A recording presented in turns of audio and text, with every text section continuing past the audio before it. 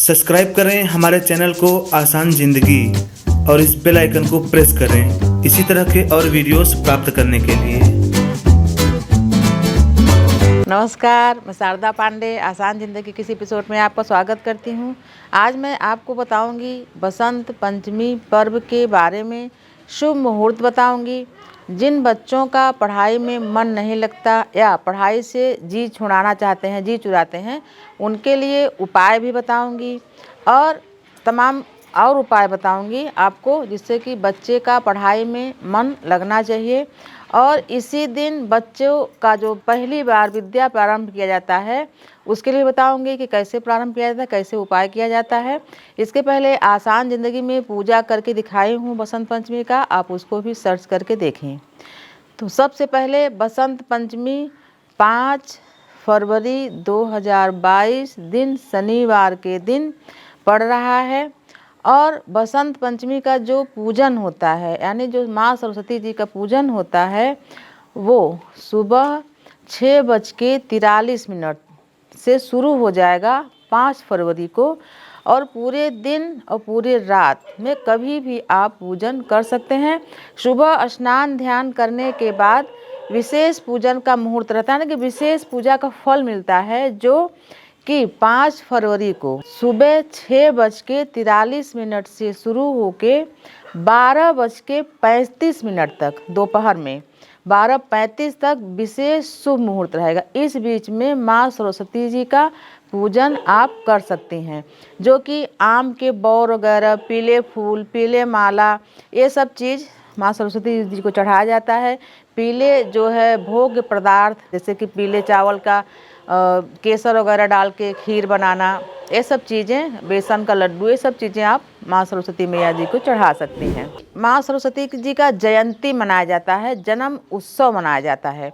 तो जैसे हम सभी देवी देवताओं का जन्म उत्सव मनाते हैं, तो उस दिन व्रत इसलिए रह जाता है कि भगवान के जन्म के उपलक्ष्य में हम व्रत करते हैं।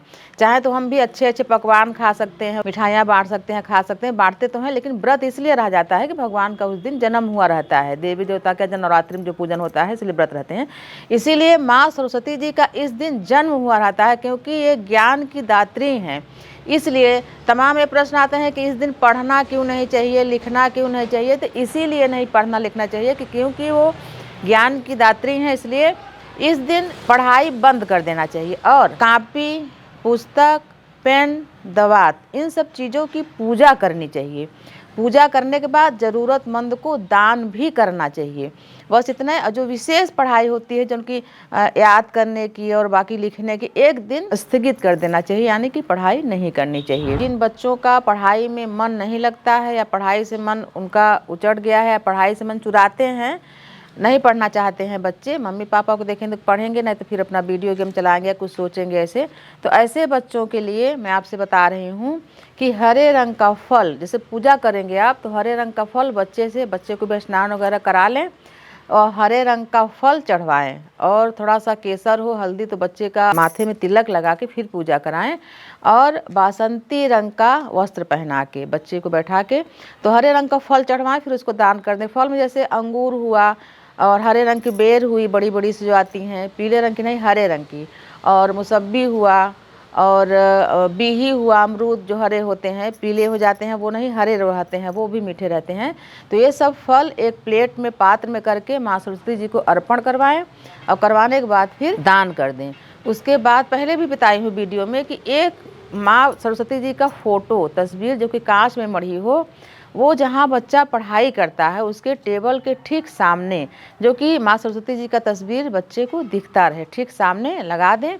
जब भी बच्चा पढ़ने बैठे, ऐसा नहीं है कि नहा के ही पढ़ने बैठे, जैसे सुबह उठा उसको पढ़ना है, या स्कूल से आया तो उसको पढ़ना है, तो माँ सरस्वती जी को अच्छे से पहले हाथ पांव धो ले, मुँह वगैरह साफ कर ले, फिर जब पढ़ाई करने बैठे तो माता को हाथ जोड़ के प्रणाम करें और ज्ञान की देवी से बोले कि हे माता, हम जो पढ़ें वो हमको याद रहे, पढ़ाई में मन लगे, और हमारा पढ़ाई में जो भी आगे हम पढ़ना चाहें वो अच्छे से पढ़ें, ऐसी प्रार्थना करना चाहिए। जो बच्चे तुतलाते हैं, वाणी दोष होता है, उनके लिए थोड़ा सा केसर भिगो दें, 2-4 धागा केसर को भिगो दें, और चांदी की सलाई, अगर चांदी की सलाई हो तो ठीक है, नहीं तो पेन से ही बच्चे के जीभ पर ऐंग लिखें।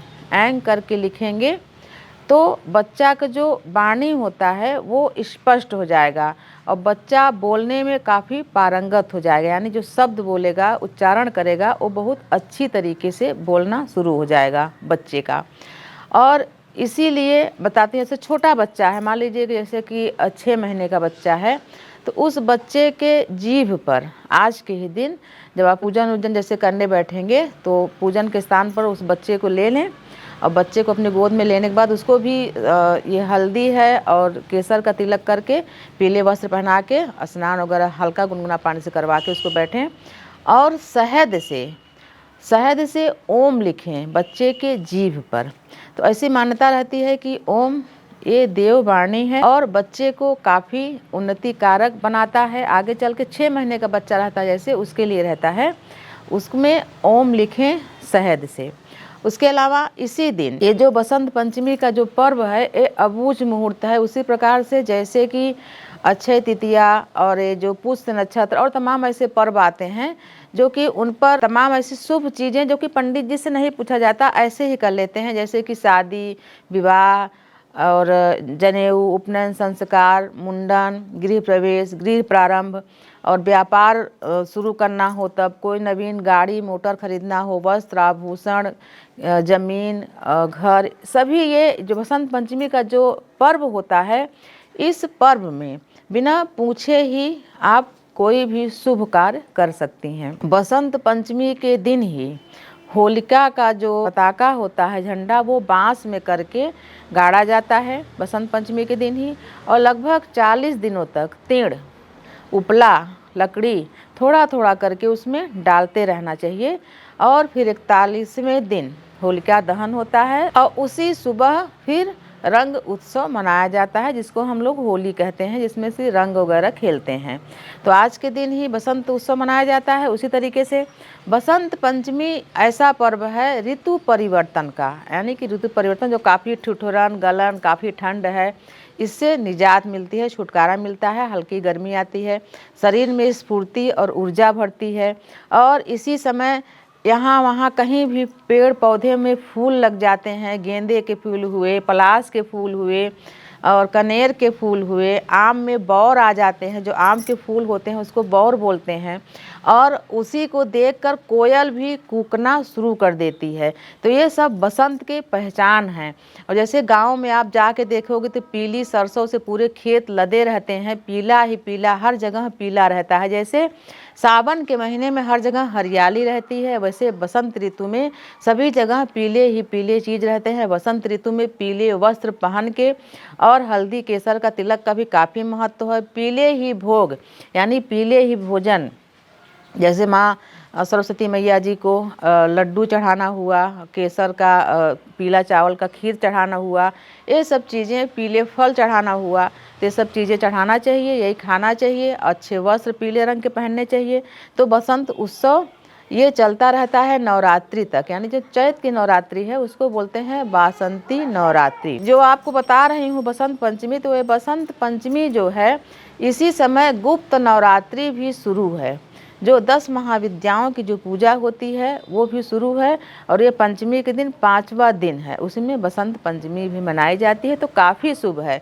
एक तो माघ का महीना, दूसरे शुक्ल पक्ष का महीना, तीसरे गुप्त नवरात्रि चल रही है, चौथे बसंत पंचमी भी चल रही है। काफ़ी शुभ मुहूर्त है, इसमें सभी शुभ कार्य बिना किसी से पूछे किया जा सकता है। तो मैं आपको बता रही हूँ बसंत पंचमी पर्व के बारे में। तो इसी समय जैसे तमाम लोग पूछते हैं कि बच्चा प्लानिंग कब करें और तमाम चीज़ें ऐसे पूछते हैं, तो ये जो बसंत ऋतु है यानी बसंत पंचमी का जो तिथि है, ये परिवार विस्तार के लिए काफ़ी शुभ है। इस दिन आप बच्चे को प्लानिंग भी कर सकती हैं बच्चे का, और जो परिणय सूत्र होता है, विवाह होता है, इस दिन का किया हुआ विवाह भी काफ़ी शुभ माना जाता है। तो ये भी आपको बता दूं कि बच्चा प्लानिंग भी कर सकती हैं, नव दंपत्ति अपने शुभ विवाह का नया शुरुआत भी कर सकते हैं। तो बसंत पंचमी काफ़ी शुभ है, आपको इसलिए बता रही हूँ। बसंत पंचमी के देवता भगवान श्री कृष्ण माने जाते हैं, अधिष्ठाता देवता माने जाते हैं।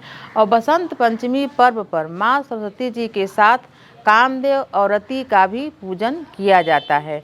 बसंत पंचमी के दिन। इस बार मार्च महीने में एक भी विवाह मुहूर्त नहीं है। जो जैसे लोग जो विवाह करने वाले हैं वो या तो फरवरी में करेंगे, फरवरी में 8 विवाह मुहूर्त है, मार्च में नहीं है। तो जो बसंत पंचमी पर्व है, इस दिन अगर विवाह किया जाता है, नामकरण, अन्नप्राशन, गृह प्रवेश और जो भी शुभ कार्य किए जाते हैं, ये अबूझ रहता है। ये बहुत ही शुभ मुहूर्त है। तो इस दिन आप विवाह का भी कार्यक्रम रख सकते हैं। और मार्च महीने में कोई विवाह मुहूर्त नहीं है इस बार। तो मैं आपको बताई हूँ बसंत पंचमी के पर्व के बारे में, माँ सरस्वती के पूजन के बारे में आसान ज़िंदगी में वीडियो डाला हुआ है। आप सर्च करके ज़रूर देखें। और तमाम हमारी बहनें प्रश्न करेंगी कि पीले नए वस्त्र पहने या पुराने धुले हुए भी पहन सकते हैं। मैं आपसे पहले भी बता दे रही हूँ कि आप पीले वस्त्र पहने, नया हो तो भी ठीक है, पुराना हो तो धुला हुआ हो तो ठीक है, फटा कटा जला नहीं होना चाहिए। तो मैं आपको बताई हूँ बसंत पंचमी के बारे में, जो कि मार्च में कोई शुभ मुहूर्त नहीं है और इस पंचमी में आप सभी शुभ कार्य कर सकती हैं। इसी तरह के वीडियो आपको आगे भी देती रहूँगी। तो आप हमारे साथ बने रहें, देखते रहें आसान ज़िंदगी। तब तक के लिए नमस्कार।